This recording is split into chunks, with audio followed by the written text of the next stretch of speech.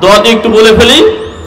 দোয়াটি হচ্ছে আল্লাহুম্মা কফিনি বিহালালিকা আন হারামিকা ওয়া আগনিনি বিফজলিকা আম্মান সিওয়াকা। সুবহানাল্লাহ।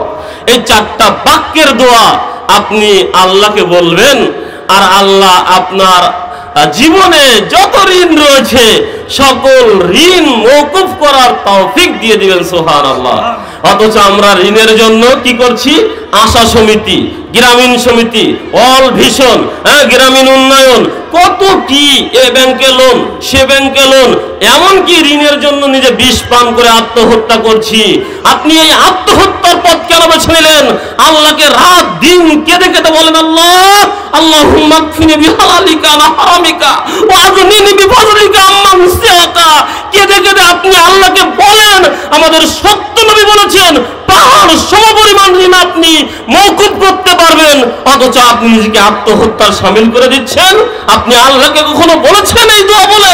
আপনি বলবেন কি করে? কখনো শেখারও তো চেষ্টা করেননি।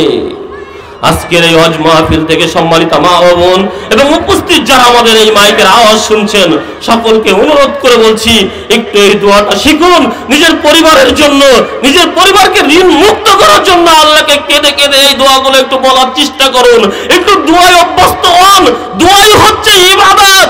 ইবাদত করার জন্য আল্লাহ আপনাকে দুনিয়াতে পাঠিয়েছেন। আল্লাহ জি খলাকাল মাউত ওয়াল হায়াতা লিয়াবলুয়াকুম আইয়ুকুম আহসানু আমালা।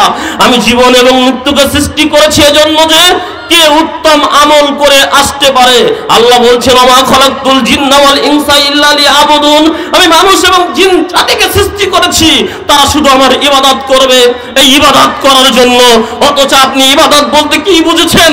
সালাত বুঝেছেন, সিয়াম বুঝেছেন, হজ বুঝেছেন, যাকাত বুঝেছেন, অথচ ইবাদতের মূল কাণ্ডারি হচ্ছেন দোয়া। এই দোয়াই আপনি ভুলে গিয়েছেন। দোয়া থেকে আপনি উদাসীন রয়েছেন। আপনি নিজে দোয়া জানেন না, আপনার সন্তানাদিকেও আপনি দোয়া শিখাননি।